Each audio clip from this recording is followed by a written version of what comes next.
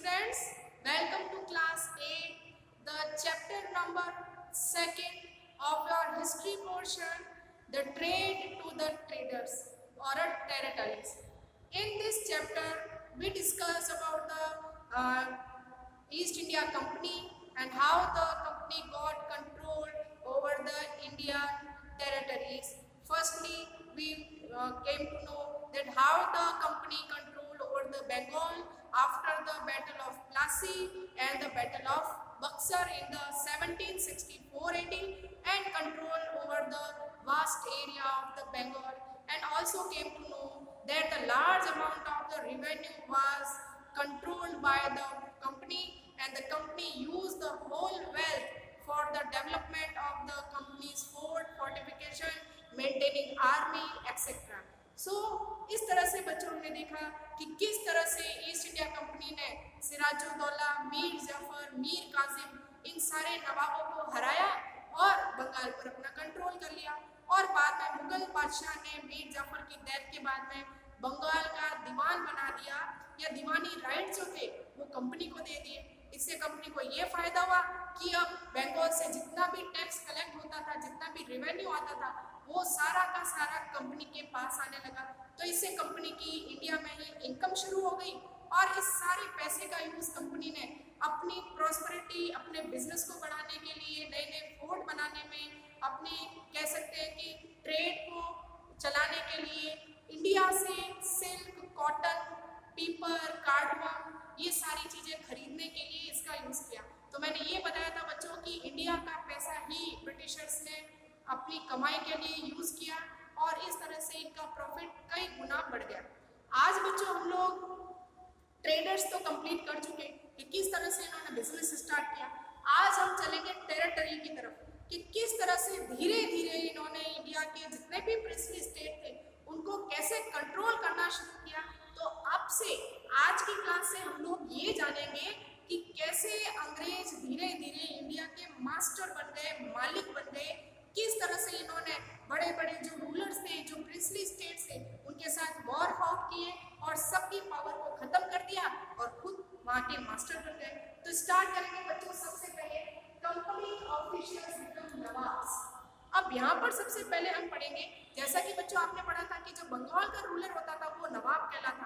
अपने आप में नवाब एक ऐसा वर्ड है जो ये बताता है कि वे लोग जो बहुत ही लग्जरियस लाइफ जीते हैं, जो एक अच्छी लाइफस्टाइल में जीते हैं, जिनके पास वेल्थ की कमी नहीं है, खूब सारा पैसा है और साथ में ही कुछ लोगों को, कुछ एरियाज को कंट्रोल भी करते हैं, वो लोग नवाब कहलाते थे।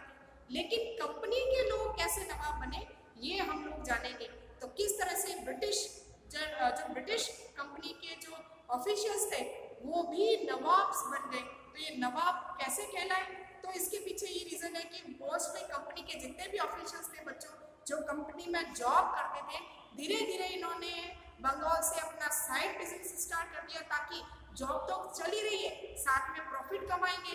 तो इन्होंने भी सेम कंपनी की तरह छोटी बड़ी चीजें खरीद कर इंग्लैंड में बेचना स्टार्ट किया और साथ में आसपास से इन्होंने ये कह सकते हैं कि ये लोग करप्ट हो चुके थे, मतलब लोगों को लूटना इनका काम बन चुका था। तो इस करप्शन के कारण इन लोगों ने खूब सारा पैसा इकट्ठा किया और ऐसा कहते हैं कि रॉबर्ट क्लाइव जो कंपनी के गवर्नर जनरल थे, इन्होंने जब ये यहाँ से इंडिया से वापस 18 की एज में 18 साल की उम्र में रॉबर्ट क्लाइव इंडिया आए थे और जब ये वापस गए तो इनके पास $4,11,02 की कमाई थी जो इन्होंने ओनली इंडिया से कमाई थी और ओनली करप्शन से कमाई थी, मतलब भ्रष्टाचार से, रिश्वत लेकर इतना पैसा इसने इकट्ठा कर लिया था कि यहाँ से लाखों रुपए अपने साथ इंग्लैंड ले गया। तो इस तरह से नवाब कौन थे ये जानते हैं। तो देखिए after the battle of Plassey actual nawab of the Bengal was forced to give land and money as a gift to the company officials। अब देखिए बक्सर और 1764 के बाद में कंपनी ने एक नया ट्रेंड शुरू कर दिया। ट्रेंड ये था कि जितने भी नवाब होंगे बंगाल के वो क्या करेंगे, या जितने भी आसपास के रूलर्स थे वो कंपनी को खूब सारा पैसा गिफ्ट में देंगे, या फिर क्या करेंगे कि जो जमीन है वो गिफ्ट करेंगे। तो इस तरह से आप सोचिए कि ये जितने बड़े बड़े नवाब और रॉयल फैमिली के लोग थे ये कंपनी के ऑफिसर्स को खुश रखने के लिए उनको पर्सनल गिफ्ट में बड़ी बड़ी जमीनें और खूब सारा पैसा इन लोगों को देते थे। तो आप सोचिए कि ये ब्रिटिश ऑफिसर धीरे धीरे बहुत बड़ी जमीन के मालिक बन गए और साथ में इनके पास पैसा भी आने लग गया। ठीक है, तो ब्रिटिश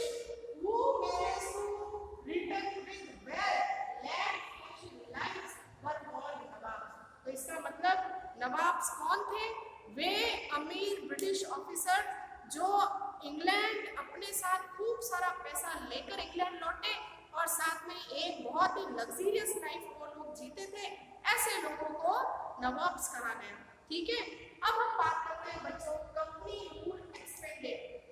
अब धीरे धीरे ये ईस्ट इंडिया कंपनी ट्रेडिंग के साथ साथ इंडिया पर कंट्रोल करना शुरू कर देती है। किस तरह से कंपनी ने अपने एम्पायर को एक्सटेंड किया? एक्सटेंड का मतलब फैलाना, मतलब कंपनी ने अपना साम्राज्य फैलाना शुरू कर दिया था।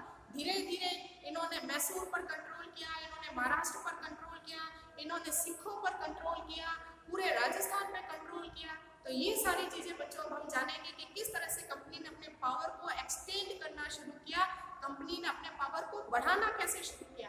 तो देखते हैं, after the battle of Buxar 1764 company appointed the resident in the Indian state and started interfering in the internal affairs of Indian state.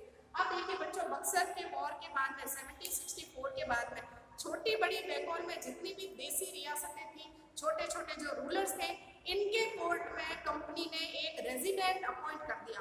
ये रेजिडेंट उस रूलर के कोर्ट में जितना भी पॉलिटिकल मैटर होते थे या जो भी काम होता था उसमें अपनी दखल अंदाजी करता था, इंटरफेयर करता था। तो ये समझ सकते हैं कि कहीं ना कहीं धीरे धीरे सबसे पहले कंपनी ने जो लोकल रूलर्स थे, जो रीजनल रूलर थे, उनके पॉलिटिकल अफेयर्स के अंदर इंटरफेयर करना शुरू कर दिया। ठीक है, इसके बाद देखें company force the state subsidiary aliens. ये बच्चों इंपॉर्टेंट है, आप ध्यान रखना कि बाद में इंडिया के अंदर कंपनी ने एक कह सकते हैं कि प्रिंसली स्टेट को कंट्रोल करने के लिए सब्सिडरी एलियंस बनाई।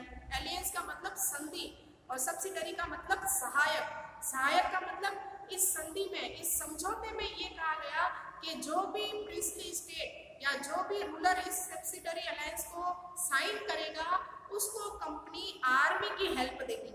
लेकिन दिखने में ये शर्त बहुत अच्छी है, लेकिन इसकी असलियत बच्चों कुछ और थी। तो यहाँ ध्यान रखें कि अब हम सब्सिडरी अलायंस पढ़ेंगे। ये क्या था? एक्चुअली ये समझौता था कंपनी और रूलर्स के बीच में। इसकी शर्तें क्या थी वो हम जानेंगे।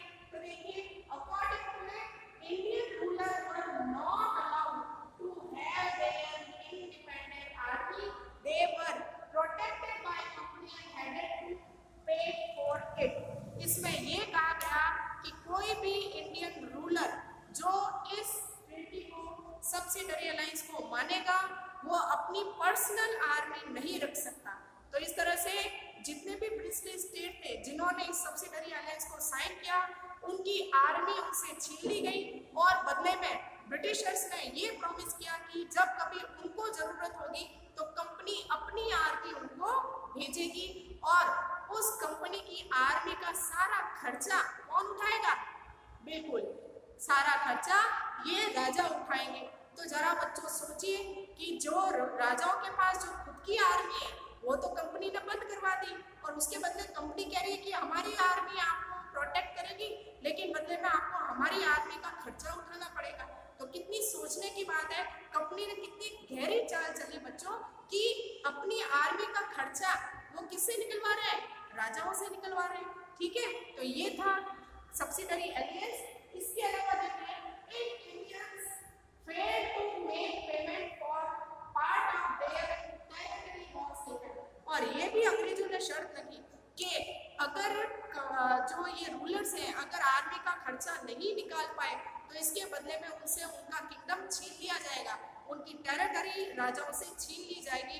तो इस तरह से ब्रिटिशर्स ने सिर्फ पेमेंट नहीं करने पर कई सारी जो प्रिंसली स्टेट थे उन पर कंट्रोल कर लिया। इस तरह से आप देखें कि Wellesley goes to Nawab of Hyderabad and our to give half of his territory। अभी लॉर्ड वेलेस्ली कौन थे? रॉबर्ट वेलेजरी पूरा नाम था। बच्चों ये हमारी इंडिया के गवर्नर जनरल बनकर इंग्लैंड से इंडिया आए थे और पूरी इंडिया को कंट्रोल करने की जिम्मेदारी जो थी वो गवर्नर जनरल के ऊपर होती थी। तो लॉर्ड वेलेजली ने सब्सिडरी एलियंस के थ्रू हैदराबाद और अवध जैसे बड़े प्रिंसली स्टेट के आधे हिस्से को कंपनी के कंट्रोल में ले लिया। क्यों ले लिया? क्योंकि हैदराबाद और अवध के जो नवाब थे, जो रूलर थे, वो ब्रिटिश आर्मी का खर्चा नहीं दे पाए, पेमेंट नहीं कर पाए, इसलिए इनसे इनका टेरिटरी छीन ली गई, इनका राज्य इनसे छीन लिया गया। तो बच्चों आप समझ सकते हैं कि कितने धोखे वाली ये कह सकते हैं कि कितना चीटिंग किया था ब्रिटिशर्स ने इंडियंस रूलर के साथ। आगे जानते हैं हम बच्चों टीपू सुल्तान के बारे में। तो छोटी सी इंफॉर्मेशन बच्चों पहले ले लेते हैं। टीपू सुल्तान थे कौन? हैदराबाद के रूलर थे हैदर अली, ठीक है। हैदर अली के बेटे का नाम था टीपू सुल्तान। तो आपको ये तो समझ में आ ही गया होगा कि टीपू सुल्तान हैदराबाद के राजा थे या हैदराबाद के रूलर थे और इनके पिताजी का नाम, इनके फादर का नाम हैदर अली था, ठीक है। तो ये देखिए बच्चों, Haidar Ali and his son Tipu Sultan was ruler of Hyderabad. Tipu Sultan कहाँ के राजा थे? हैदराबाद के राजा थे। Company purchase pepper cardamom from Hyderabad region. तो जो Mysore control the trade of the Malabar coast where company purchase the pepper and cardamom. बच्चों ये जो हैदराबाद है यही किसी समय में मैसूर का रीजन माना जाता था या मैसूर के नाम से फेमस था। यहाँ पर टीपू सुल्तान के सी पोर्ट से, मतलब जो इनके किंगडम में जो एरिया आता था, यहाँ से पीपल और कार्डमम, कॉटन और सिल्क, ये सारी चीजें इंग्लैंड भेजी जाती थी और ये भेजने का काम कौन करता था? कंपनी करती थी। तो आप ये समझ सकते हैं कि मलाबार कोस्ट, आपको जो हम लोगों ने बच्चों ज्योग्राफी चैप्टर पढ़ा है उसमें मलाबार कोस्ट इंडिया के कोस्टल एरिया में आता है। ये भी बता देते हैं आपको, कर्नाटका के पास वाला एरिया। तो मलाबार कोस्ट के ऊपर टीपू सुल्तान का अधिकार था। इसी मलाबार कोस्ट से अंग्रेज जो है पीपल, कार्डमम, सिल्क, कॉटन, ये सारी चीजें इंग्लैंड भेजते थे, ठीक है। अब देखिए 1785 Tipu stop export through the port of his kingdom. 1785 में टीपू सुल्तान ने रोक लगा दी कि उसके किंगडम से पीपल, कार्डमम इंग्लैंड नहीं भेजा जाएगा। तो अब सोचिए अंग्रेज कितना गुस्सा होंगे। तो ब्रिटिशर्स ने टीपू के अगेंस्ट में लड़ाई करने का फैसला कर लिया। तो कहने का मतलब क्या कि टीपू सुल्तान और कंपनी के बीच में दुश्मनी क्यों हुई? क्योंकि टीपू सुल्तान ने मना कर दिया कि उसके किंगडम से किसी तरह की चीज इंग्लैंड नहीं भेजी जाएगी। और दूसरा कारण जो दुश्मनी का था वो क्या था? तो देखिए बच्चों, the Tipu established relation with the French and modernised his army. साथ में टीपू सुल्तान ने फ्रेंच जो फ्रेंच ट्रेडर्स थे उनके साथ अपने रिलेशन अच्छे बना लिए। और आपको ये भी बता दें कि ये फ्रेंच अंग्रेजों के दुश्मन थे, क्योंकि फ्रेंच कंपनीज भी इंडिया में ट्रेड करने के लिए आई थी। तो इस तरह से टीपू सुल्तान ने फ्रेंच ट्रेडर्स के साथ अपने रिलेशन अच्छे कर लिए और साथ में अपनी आर्मी को मॉडर्नाइज कर दिया। मॉडर्नाइज मतलब नए नए हथियार, नए नए सिस्टम आर्मी में शुरू कर दिए, जिससे टीपू सुल्तान की जो आर्मी थी वो और ज़्यादा स्ट्रॉन्ग बन गई। अब आप सोचिए कि अगर हम ब्रिटिशर्स के टाइम पीरियड की बात कर रहे हैं बच्चों, तो जरा बताएं कि क्या ब्रिटिशर्स सहन करेंगे कि किस तरह के जो कोई भी रूलर है तो वो पावरफुल बन जाए या उसके पास बहुत बड़ी पावरफुल आर्मी हो? क्योंकि इंडियन आर्मी से ब्रिटिशर्स को खतरा था। उन्हें पता था कि अगर किसी रूलर के पास में आर्मी बहुत ही ज़्यादा स्ट्रॉन्ग हुई तो अंग्रेजों को प्रॉब्लम हो सकती है। तो इसी कारण बाद में देखिए बच्चों, the company found 4 wars with the Mysore. इसीलिए टीपू सुल्तान के साथ कंपनी ने 4 टाइम वॉर किया, मतलब 4 युद्ध लड़े और लास्ट 4th जो वॉर हुआ था, जो बैटल हुआ था, उसमें कंपनी जीत गई, टीपू सुल्तान को मार दिया गया और हैदराबाद या जिसको हम मैसूर कहते हैं उसके ऊपर कंपनी का कंट्रोल हो गया। तो देखो बच्चों, 4 वॉर कब कब हुए मैसूर और अंग्रेजों के बीच में? तो फर्स्ट वॉर हुआ 1767-69 में, इसमें टीपू सुल्तान जीते, ठीक है। इसके बाद 1780 और 84 में दूसरा वॉर हुआ टीपू सुल्तान और अंग्रेजों के बीच में, इसका भी कोई फैसला नहीं हो पाया। इसके बाद में 92, 91, 92 और 1799 1499 में ब्रिटिशर्स और मैसूर के बीच में लास्ट वॉर हुआ, जिसमें ब्रिटिशर्स जीत गए और टीपू सुल्तान को मार दिया गया। In the battle of the Srirangapatnam the company win victory and Tipu was killed. तो जो लास्ट बैटल था, उस बैटल को बैटल ऑफ श्रीरंगपत्तनम के नाम से बच्चों जाना जाता है। इस बैटल के अंदर जो ब्रिटिशर्स थे वो जीते, टीपू सुल्तान को मार दिया गया। तो पहली बात तो ये कि अंग्रेजों ने सबसे पहले बंगाल के बाद अगर हम बात करें तो कौन सी टेरिटरी पर कंट्रोल किया? मैसूर पर अधिकार कर दिया, मतलब कर्नाटक या फिर ये कह सकते हैं हैदराबाद, ये सारा रीजन अंग्रेजों के पास आ गया। अब अंग्रेजों के सामने एक नई प्रॉब्लम आ गई। उस नई प्रॉब्लम का नाम था मराठा। आप लोगों ने छत्रपति शिवाजी का नाम जरूर सुना होगा बच्चों। तो हम उसी मराठा की बात कर रहे हैं, जिसकी आपने फिल्म भी देखी होगी थानाजी के नाम से, देखी है ना, जिसमें थानाजी एक बहुत ही ब्रेव कह सकते हैं कि वॉरियर थे, किस तरह से वे लड़े और बाद में शहीद हो गए। तो यहाँ पर हम मराठास की बात करेंगे, ठीक है। अब मराठास वे लोग जो महाराष्ट्र के अंदर रहते हैं, आपको पता है महाराष्ट्र जिसकी कैपिटल मुंबई है, तो हम लोग यहाँ पर गुजरात का जो साउथ वाला पार्ट है उसको महाराष्ट्र कहते हैं। वहाँ पर रहने वाले लोग जो थे मराठा थे, ये अंग्रेजों के लिए सबसे बड़ी प्रॉब्लम थे, क्योंकि हम लोग ये कह सकते हैं बच्चों कि मुगल एम्पायर के बाद में या औरंगजेब के टाइम पीरियड से ही पूरे इंडिया में सबसे स्ट्रॉन्ग पावर थी मराठास की।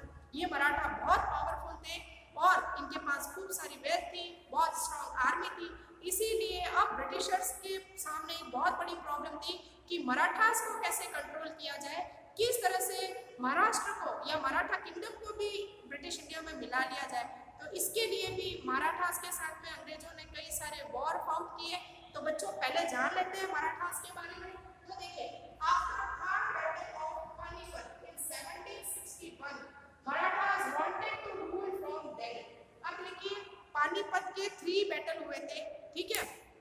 ये जो थर्ड बैटल था पानीपत का, इसमें मराठास जीत गए थे मुगल से, जिसके बाद में मराठास ने ये फैसला किया था कि अब मराठास दिल्ली को भी कंट्रोल कर लेंगे।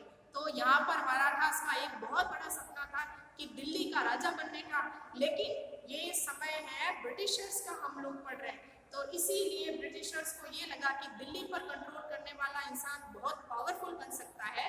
इसीलिए देखें कि to rule Delhi Marathas are divided into different chief. अब बच्चों मराठास किंगडम बहुत बड़ा था और यहाँ पर अलग अलग रीजन को संभालने के लिए कुछ चीफ बनाए गए थे। चीफ का मतलब सरदार, मराठा सरदार होते थे जो अलग अलग रीजन को कंट्रोल करते थे। इन मराठा सरदारों में से कुछ सिंधिया, होलकर्स, गायकवाड़ और भोसले। तो इसका मतलब मराठा जो एम्पायर था इसमें 4 टाइप के चीफ थे, सिंधियास, होलकर्स, गायकवाड़ और भोसले, ठीक है। अब देखिए, these chiefs were headed by Peshwa of Pune. अब इन चारों चीफ्स जो है, ये जो 4 चीफ्स है, ये जो 4 सरदार थे, इनको कौन कंट्रोल करता था? तो इनको कंट्रोल करता था जो पुणे का सरदार होता था। पुणे जगह है महाराष्ट्र के अंदर, पुणे का जो पेशवा होता था वो सबसे बड़ा मराठा सरदार माना जाता था। तो ये समझ लीजिए कि सबसे हाईएस्ट पावरफुल मराठा जो किंग होता था उसको पेशवा कहते थे, और पेशवा के अंडर में सिंधिया, होलकर्स, गायकवाड़, भोसले ये लोग काम करते थे, ठीक है। अब हम बात करते हैं company fought Wars with the Marathas. अब कंपनी को ये पता था कि मराठास का पावर बहुत ज्यादा इंडिया के अंदर बढ़ चुका है, तो इसीलिए मराठास के साथ में कंपनी ने कुछ वॉर फाउट किए, जिसको हम एंग्लो मराठा वॉर के नाम से जानते हैं। तो टोटल मिला के अगर हम बात करें तो ब्रिटिशर्स और मराठास के बीच में 3 वॉर हुए। कितने वॉर हुए? 3 वॉर हुए। फर्स्ट वॉर हुआ था 1782 के अंदर, Anglo Maratha war. Second war हुआ था 1803 से 1805 के बीच में, second Anglo Maratha war.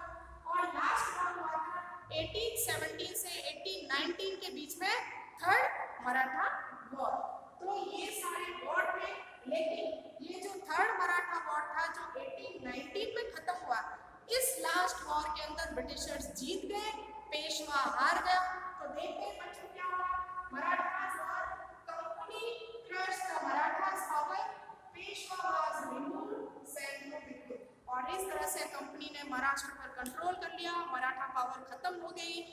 Peshwa को बिठूर भेज दिया गया और वहां पर उसको पेंशन पे रखा गया। पेंशन आप समझते हैं, जब कोई इंसान रिटायर हो जाता है तो अपना खर्चा निकालने के लिए सरकार उसको कुछ पैसे देती है। तो इस तरह से यहाँ पर पेशवा पावर खत्म हो गया। तो सोचिए बच्चों, ये अंग्रेज जिन्होंने मैसूर पर कंट्रोल कर लिया, बाद में पूरे महाराष्ट्र पर कंट्रोल कर लिया। अब हम पढ़ेंगे द क्लेम पैरामॉन्टी। ठीक है, पैरामॉन्टी का मतलब हो गया कि किस तरह से कंपनी ने दूसरे राज्यों को हड़पने की नीति बनाई। पैरामॉन्टी मतलब हड़प लेना, जबरदस्ती किसी प्रिंसली स्टेट पर इन लोगों ने किस तरह से कंट्रोल किया वो देखेंगे। तो देखिए बच्चों, company start aggressive policy of territorial expansion. Company ने बहुत ही स्ट्रिक्ट या ये कह सकते हैं कि बहुत ही एग्रेसिव पॉलिसीज बनाई। कंपनी का ये मानना था कि जैसे तैसे चाहे हमको कुछ भी करना पड़े, हमको इंडिया की जितनी भी प्रिंसली स्टेट है उनको कंट्रोल करना है। इसके लिए देखें, Lord Hastings started policy of the paramountcy. तो इस तरह से लॉर्ड हेस्टिंग्स पहला ऐसा ब्रिटिश गवर्नर था जिसने क्लेम ऑफ पैरामॉन्टी की पॉलिसी को अपनाया था। When British tried to manage the small states of the Kittur, the Karnataka, Rani Chennamma took arms against, and in 1830, company worried about the Russia as the western frontier. अब देखिए बच्चों, यहाँ पर ये बताया गया है कि छोटे छोटे जो स्टेट थे, जो कम पावरफुल स्टेट थे, उन स्टेट को जबरदस्ती ब्रिटिशर्स ने अपना कंट्रोल कर लिया। वहाँ के जो रूलर्स थे या तो उनको मार दिया गया है या उनको पेंशन पर भेज दिया गया। तो ऐसी एक कहानी यहाँ पर बताई है कि कर्नाटक के अंदर एक जगह है किटूर। किटूर की रानी थी जिसका नाम था रानी चेन्नम्मा। इस चेन्नम्मा के किंगडम को, किटूर को भी ब्रिटिशर्स ने जबरदस्ती स्नैच करने की कोशिश की, इस किंगडम को छीनने की कोशिश की, लेकिन रानी चेन्नम्मा ने ब्रिटिशर्स से लड़ाई की जिसमें ये मर गई, है ना, इनकी डेथ हो गई। तो इस तरह का ये एग्जाम्पल मिलता है। अब बच्चों 1830 की बात है, रशिया से अंग्रेजों को खतरा बढ़ गया था और अंग्रेजों को लगता था कि धीरे धीरे रशियन आर्मी इंडिया के वेस्टर्न फ्रंटियर तक पहुंच जाएगी और इंडिया पर भी अटैक कर सकती है। इसीलिए बाद में 1830 के बाद ब्रिटिशर्स ने इंडिया के वेस्टर्न बॉर्डर पर कंट्रोल करना शुरू किया। तो देखिए बच्चों, 1830 company worried about the Russia and the western frontier, so company fought with the Afghanistan 1838-42। इसीलिए कंपनी को डर था कि रशिया का अटैक हो सकता है, इसीलिए इंडिया के कंट्रोल को सिक्योर करने के लिए कंपनी ने अफगानिस्तान पर अटैक किया और ये अटैक 1838 से 42 के बीच में हुए। तो इस तरह से हम लोग कह सकते हैं कि कंपनी ने अफगानिस्तान पे कंट्रोल किया। इसके बाद में कंपनी ने सिंध पर कंट्रोल किया। सिंध पाकिस्तान में आता है, ठीक है। तो 1843 के अंदर कंपनी ने सिंध को कंट्रोल किया और 1849 के अंदर पंजाब पर भी कंपनी ने कंट्रोल कर लिया ताकि रशियन अटैक से इंडिया को सिक्योर किया जा सकता है। तो बच्चों, आप लोगों ने देखा कि किस तरह से अंग्रेज धीरे धीरे इंडियन टेरिटरीज को कंट्रोल करते जा रहे थे, इंडिया के मास्टर बन गए और चारों तरफ लोगों को इन लोगों ने हैरेश करना स्टार्ट कर दिया। तो बच्चों, आज की क्लास में हम लोग यहीं एंड करेंगे इस टॉपिक को। कल फिर मिलेंगे, इस चैप्टर से रिलेटेड और कई सारी नई बातें जानेंगे। तब तक के लिए thank you and good bye.